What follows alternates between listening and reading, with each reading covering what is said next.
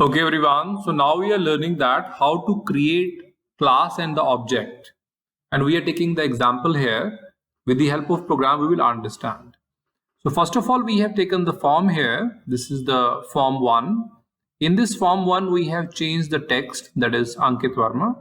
Then afterward we dragged and dropped one label here. So this is the label 1.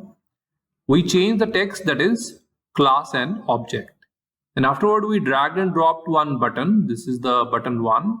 Then we change the text, that is click. Afterward we double click on this button and this coding will open. Now here we can see that this is public class form 1. So for this form 1, form 1 class is created, and this class is ending with the end class. Public means it can be accessed outside. Now we know that whenever we click on the button, their button coding is also created. So this is the button procedure. It is private. Private means only accessed inside this form. Then sub means no return type and ending with the end sub. Then there the name of this procedure is button 1 underscore click. Then two parameters are passed. Parameter or the argument. These are two passed. Handles. So this procedure is going to handle the button 1 dot click event. So whenever we click on this button, then this code will run. Above the button code, we have created the class. We know that class is the user defined data type. So we can provide our own name. Just like here we have given the Ankit. You can give your name or the student, anything you can provide, any name. So class is created. Then afterward, public. Public means this class can be accessed outside also.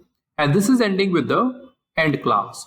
So if we talk about the boundary of the class is starting from here and going till the end class. Class contain data members as well as the member function. So here if we talk about the first line, now this is the data member. So here we can see that dim, that means declare a, b as integer. So there are two variables which are declared, a and b. Whenever we are declaring some variables, they are called the data members because they are going to carry the data. And whenever we are going to define some of the procedure or function, they are called the member function. Just like here we have used a name, that is display. So this display is the procedure because brackets are mentioned. Sub means no return type. Public means it can be accessed outside. This is ending with the end sub. So here this is the procedure, and procedure is called the member function. So the variables which we are declaring called the data members. And the procedure and function we declare, that is called the member function. We know that the members of the class cannot be accessed directly. So to access them, we need the object. So for this class, we are going to create the object here. Now, outside this class, we are creating the object. Just like we create the variable, there is the same procedure. We write dim obj. So this is the name of object.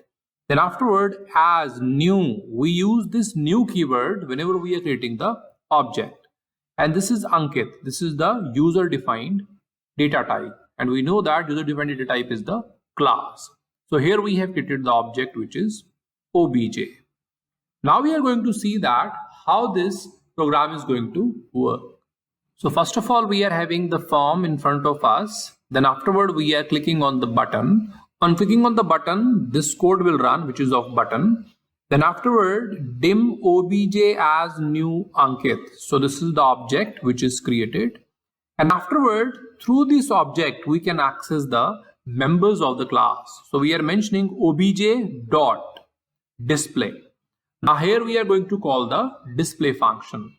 Now it is going inside the class, and here first of all it will see that there are two variables which are declared, which is a and b. So two variables are declared, a and b, inside the class.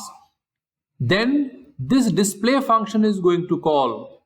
So by writing this line, it is going to call the display function. So here this function will be called, that is display.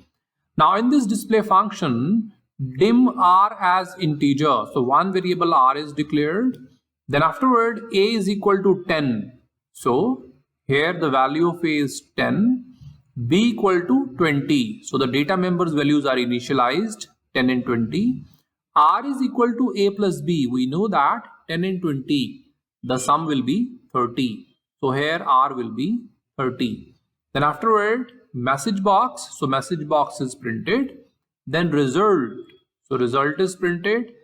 Concat with R. We can see that R is 30.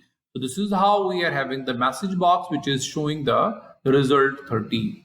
So we should understand that class is the user defined data type which contain the data members and the member function, and all these members can be accessed only with the help of object, and we can create the object by using the word new. So you have to use the class name. Let us suppose here is the Ankit and we have to use the keyword new. So dim obj as new class name.